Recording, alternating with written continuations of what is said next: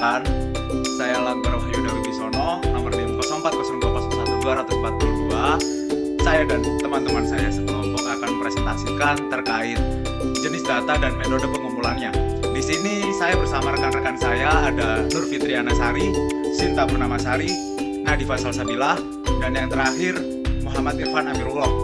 Serta tidak lupa saya sendiri Langgar Wahyuda Wibisono. Data penelitian dapat dibedakan menjadi dua jenis, data kualitatif, data kuantitatif. Data kualitatif adalah data yang dinyatakan dalam bentuk kata, kalimat, atau gambar. Data kualitatif dapat diperoleh melalui wawancara, observasi, atau pengamatan. Contoh data kualitatif. Sarjana kesulitan buka usaha karena tidak punya modal. Kalimat tersebut bisa digunakan sebagai contoh data kualitatif. Jika kita cermati kalimat tersebut, kita mengetahui siapa yang kesulitan apa, dan kenapa kesulitan. Dari kalimat itu, kita juga tidak bisa mengetahui informasi mengenai kuantitas tertentu. Misalnya, berapa sarjana yang kesulitan, berapa modal yang dibutuhkan, dan sebagainya. Oleh karena itu, meskipun tidak dapat diukur secara pasti, masih banyak peneliti yang memanfaatkan dalam penelitiannya. Sayangnya, karena dijelaskan dengan kata-kata dan bukan angka, data jenis ini seringkali bersifat relatif. Selain itu, data kualitatif juga sangat bergantung pada objektivitas pengamat. Jika pengamat bersifat subjektif, bisa saja data yang didapatkan kurang akurat. Kedua, data kuantitatif. Untuk mengetahui lebih dalam tentang apa itu data kuantitatif, kita perlu mengetahui pula karakteristik data kuantitatif. Data kuantitatif adalah jenis data dalam penelitian yang dapat diukur, dihitung, serta dapat dideskripsikan dengan menggunakan angka. Umumnya, data seperti ini digunakan untuk menjelaskan fenomena-fenomena yang jelas dan sudah ada instrumen ukurnya. Biasanya, data kuantitatif diperoleh ketika melakukan penelitian yang bersifat statistik. Berikut contoh data kuantitatif sekedar untuk diketahui. Nilai tukar rupiah terhadap dolar Amerika melemah ke angka 15.000 rupiah. Kalimat tersebut bisa digunakan sebagai contoh data kuantitatif. Angkanya jelas di situ, yaitu melemah menjadi 15.000 rupiah. Berbeda dengan data kualitatif yang relatif, data kuantitatif lebih mutlak nilainya karena jelas ditunjukkan dengan angka. Oleh karena itu, kualitas data kuantitatif tidak terlalu banyak dipengaruhi oleh subjektivitas pengamat. Namun, karena data kuantitatif sangat bergantung pada angka dan data-data terukur lainnya, akurasi data tersebutlah yang mempengaruhi kualitas penelitian kuantitatif.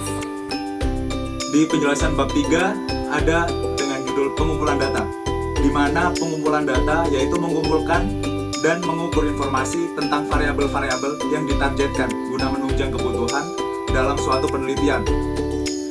Tadi yang sudah saya sebutkan bahwasanya pengertian pengumpulan data sendiri secara sederhana yaitu mengumpulkan data-data dan informasi-informasi terkait variabel-variabel yang ditargetkan untuk menunjang kebutuhan dalam penelitian. Di sini ada wawancara seperti observasi.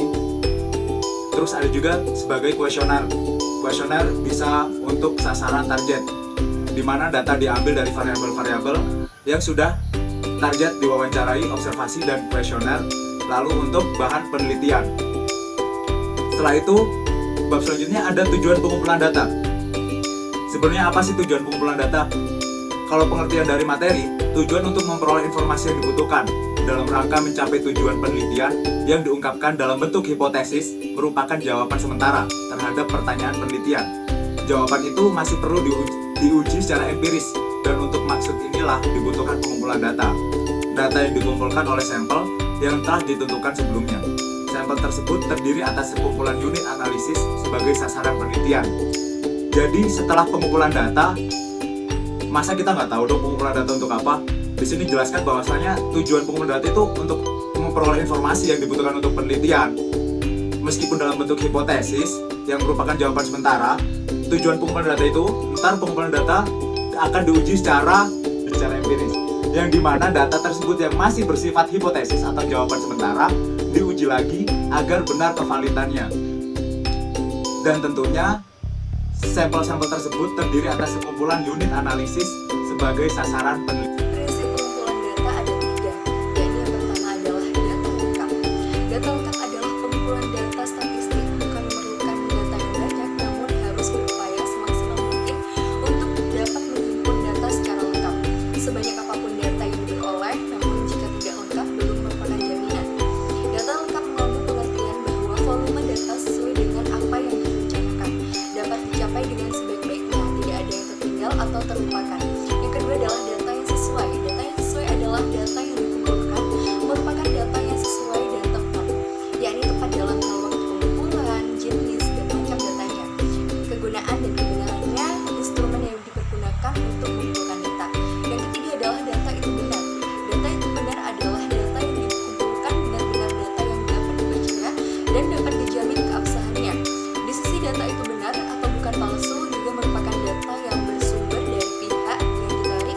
berdasarkan data tersebut dan dengan kenyataan yang ada dan tidak menyimpang dari keadaan yang sebenarnya.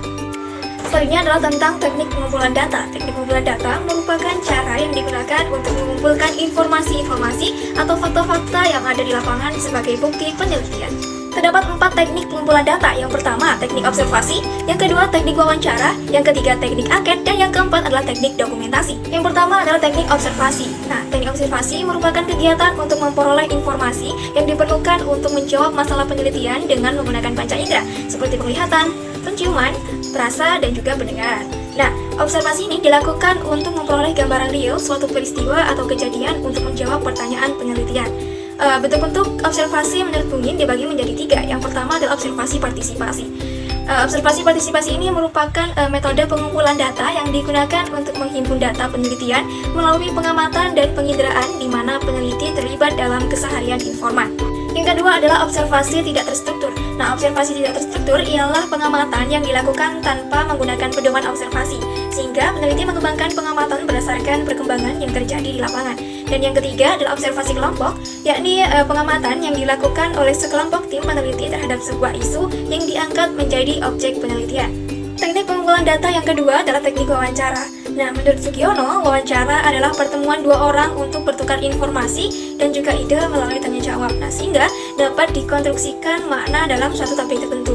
Nah, wawancara ini bertujuan untuk mencatat opini, perasaan, emosi, dan hal lain yang berkaitan dengan individu dalam suatu organisasi. Terdapat 2 jenis wawancara. Yang pertama adalah wawancara mendalam atau in-depth interview.